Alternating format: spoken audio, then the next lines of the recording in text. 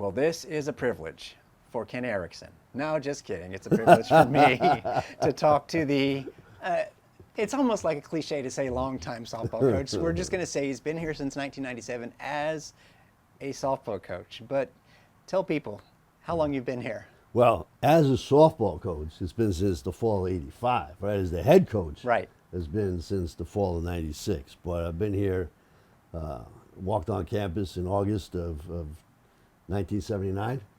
And You hate it here, I guess. it was brutal, right? I mean, it's terrible, and the weather's bad, and the whole thing, and so yeah, it's been a long time, and I think officially a Tampanian. Yeah. So at this point, so yeah.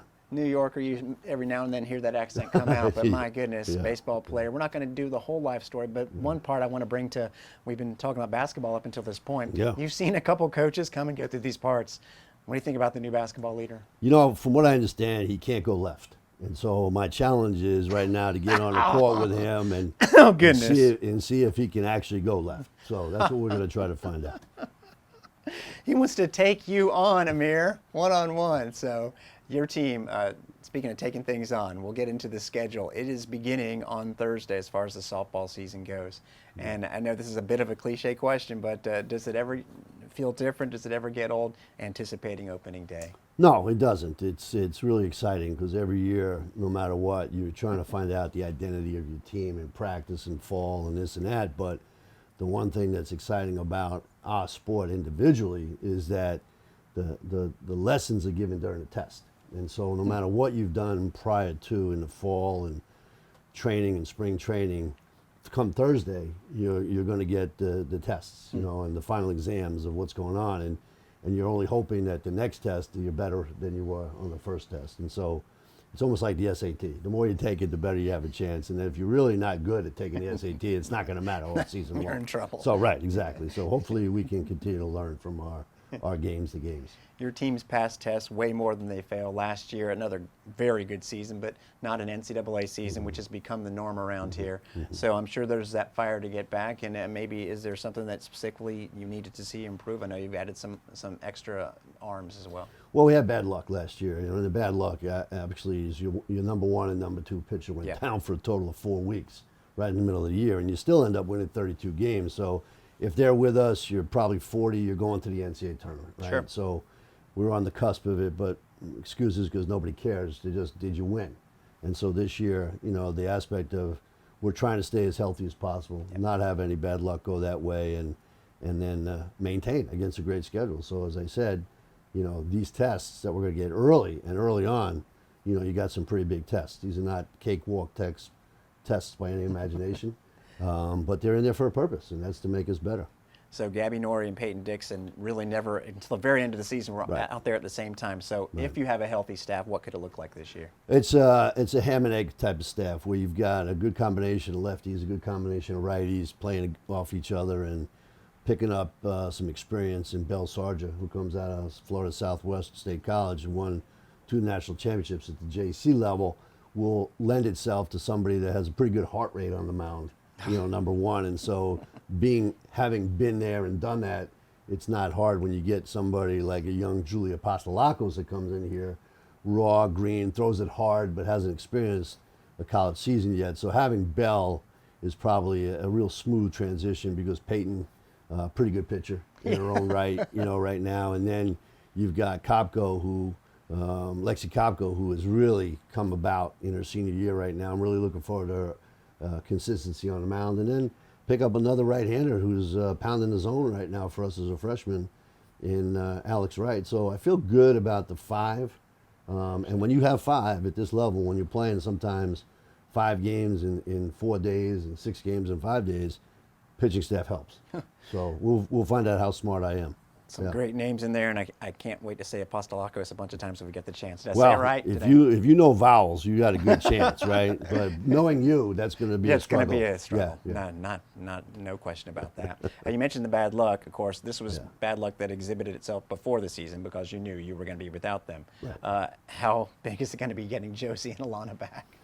Having Josie Foreman back behind the plate is anytime you have a catcher that has called their own game in crucial game situations, and it's not just during the regular season, but in postseason. Yeah. She did such a great job for us, prior to taking the year off to get the arm strengthened back up and corrected. And so her being back behind the plate makes a heck of a difference for us in 1 year. And then Alana Rivera, who knows the game like nobody's business in the middle of the infield and stability, and played high-level ball also in college already, being in the postseason and having some clutch performances.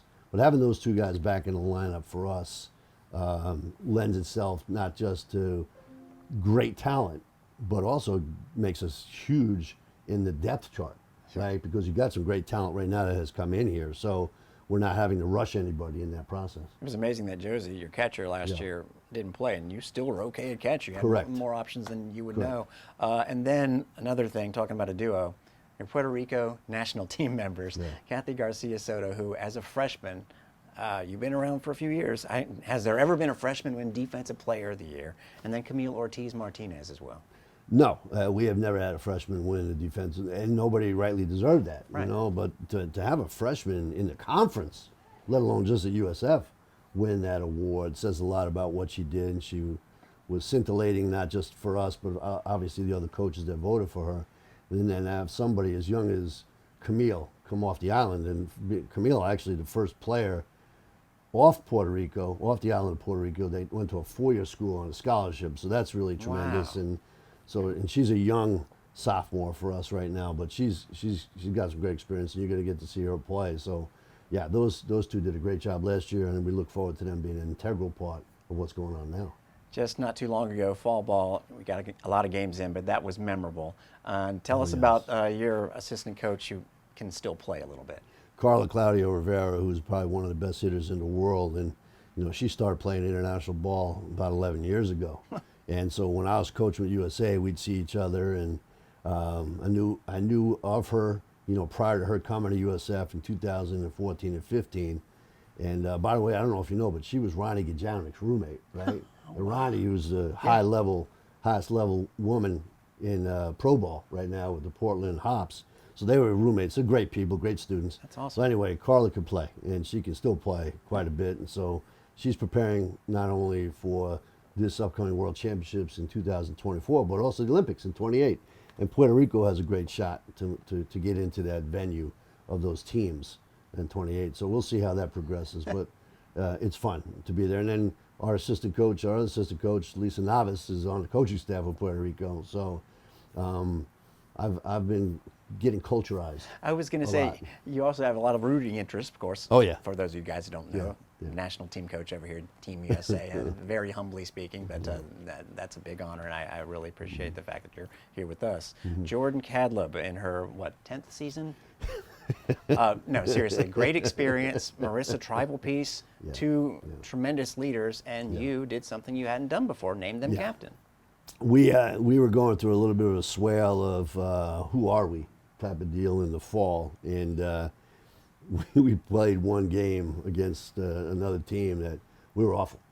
Yeah, I mean, flat out awful. And then I kind of, the way I do it, was not very overbearing, was kind of ripped them a little bit, that week. And we worked really, really hard, what was going on. And those two guys were really at the forefront of the effort and the going out there and doing the things and leadership roles on the field during the practice week. And then we played on Friday night against another team, and those two had some of the best at-bats and some of the best approaches to the game I've seen. And I just got so worked up about it. I'm like, those two guys right there deserve, to be recognized as, and we have other people too that did a great job of leadership, but those two have put in so much work that I basically named them, the two team captains. And I've never done that before. This is the first time ever that we named two captains. And so the nice part about them and our team is that they don't look at them as like, okay, those are two guys up there. I get that. This is still a collective. And they're very humble and respectful. They're not trying to be authoritative or anything else, but just to have the recognition of those two people, they know what USF softball is about.